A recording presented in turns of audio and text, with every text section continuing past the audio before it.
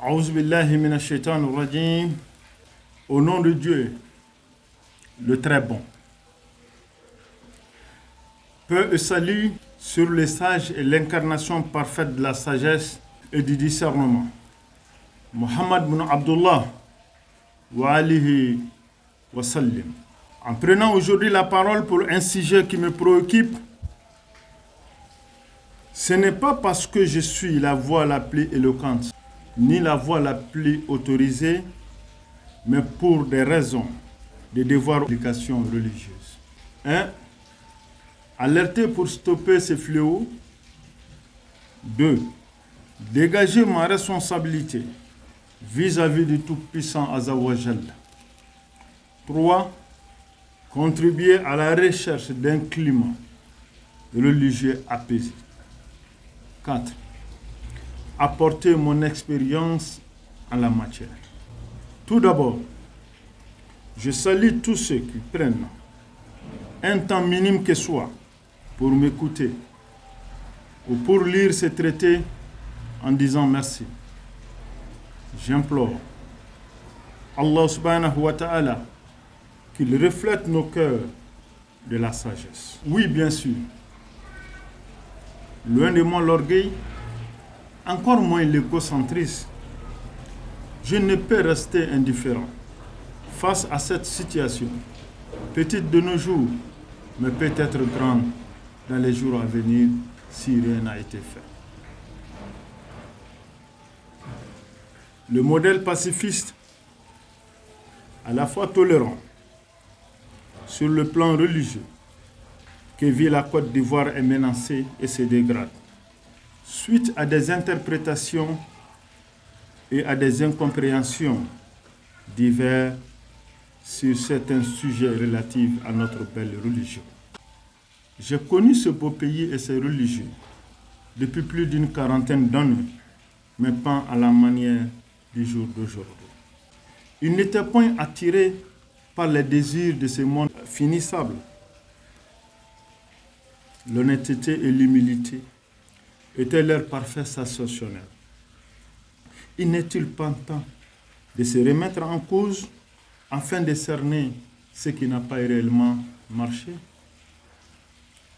Nous devancer chaque Allah les accords de sa grâce et les accepte dans son paradis.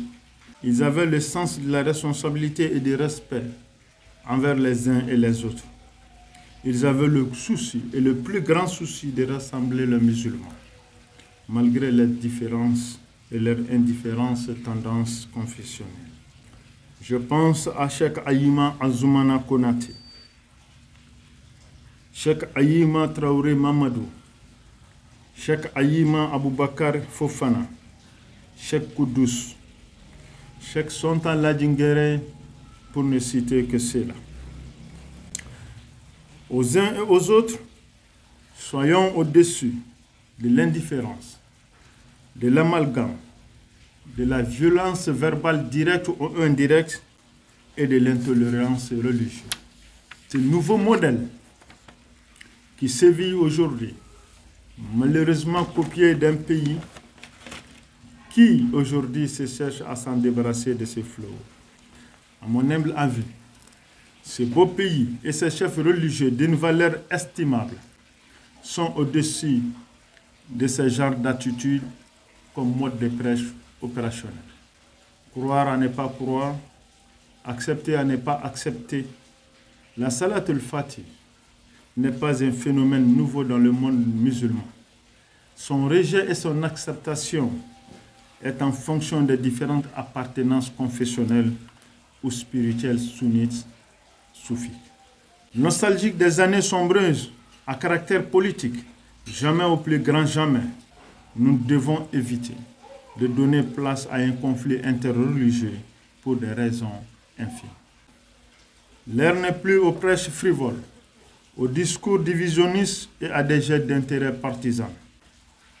Mes chers coreligionnaires, jeunes et vieux, hommes et femmes, imams et cheikhs, gouvernants et gouvernés, disciples et sympathisants, la situation nous interpelle tous.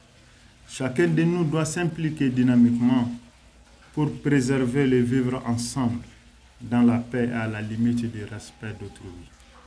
Espérant sur un avenir somptueux, il est important de comprendre que ces courants comme sunnites, wahhabites ou tasawufi, tijaniya, qadriya, chiisme, j'en passe, et leurs enseignements ne sont et ne seront pas de propriété privée propre à aucun de nos pays. Alors préservons l'unité, la stabilité, la quiétude, la paix dans nos pays respectifs. Au regard, il est plus nécessaire et important de prouver aux autorités compétentes ivoiriennes qu'elles ne se sont pas trompées en donnant aux religieux, chefs, imams, leur honneur, dignité et respect. Mes chers, soyons forts. Soyons forts et très forts face à cette épreuve, car l'histoire ne pardonne jamais. Le défi est très lourd. Restons sereins et déterminés pour le combat de la paix et de l'unité. N'oublions pas Dieu le Tout-Puissant qui nous a créés. Préservons nos nations qui nous a tant donné. C'est regarder nous-mêmes en face et pensons au rôle d'acteur du moment que Dieu nous a confié. Ces facteurs nous donnent droit d'avoir pitié à ces innocents et innocentes disciples qui nous observent, qui apprennent de nous et qui sont appelés à être des responsables de demain. Vont-ils enseigner la haine? Vont-ils voir la diversité comme une richesse et non l'adversité? Chers frères et sœurs, il n'est jamais trop tard pour faire la paix. Faisons cette paix en donnant une réponse sanglante au Satan et à ses alliés maléfiques, tout en nous départant de l'injustice et de l'intolérance. D'après l'imam El-Qaïm, que Dieu soit satisfait de lui, il y a 4 choses qui attirent la haine et le mépris, à savoir 1. L'orgueil, 2. L'envie, 3. Le mensonge, 4. La médisance.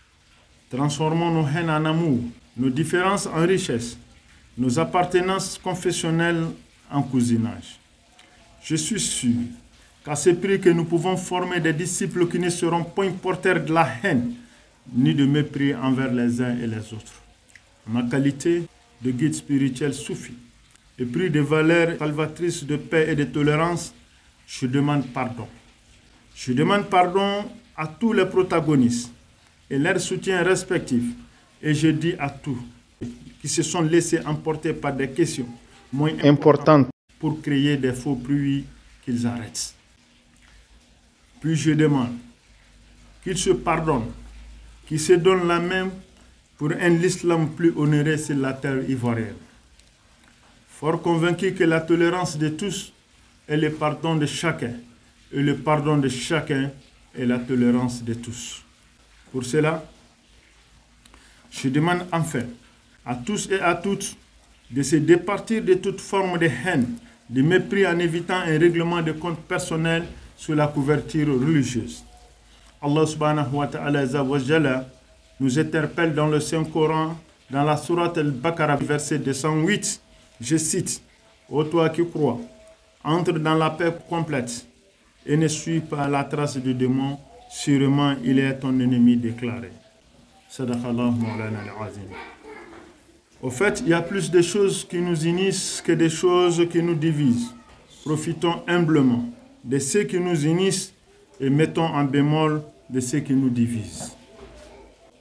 Je profite de cette occasion pour féliciter et remercier Cheikh Ayima Ousmani Diakité pour tous ses efforts consentis à l'endroit de la communauté musulmane en général et celle de la Côte d'Ivoire en particulier. Qu'Allah lui accorde longévité, santé, prospérité, ainsi qu'à tous ses compagnons sincères. Je cite, avant de terminer, ce hadith, « Aimer sa patrie relève de la foi. » Sans nul doute, la plus belle manière d'aimer sa patrie, c'est de cultiver la quiétude et l'amour, tout en évitant tous ceux qui sont contraires à cela. Merci à tous, merci à toutes. wassalatu wassalam ala Rasulullah. Votre frère en l'islam, El Hajj Cheikh Soufi Bilal, guide spirituel de la communauté soufie, ambassadeur de la paix, chevalier de l'ordre national du Mali et citoyen du monde. Salam alaikum wa rahmatullahi wa barakatuh.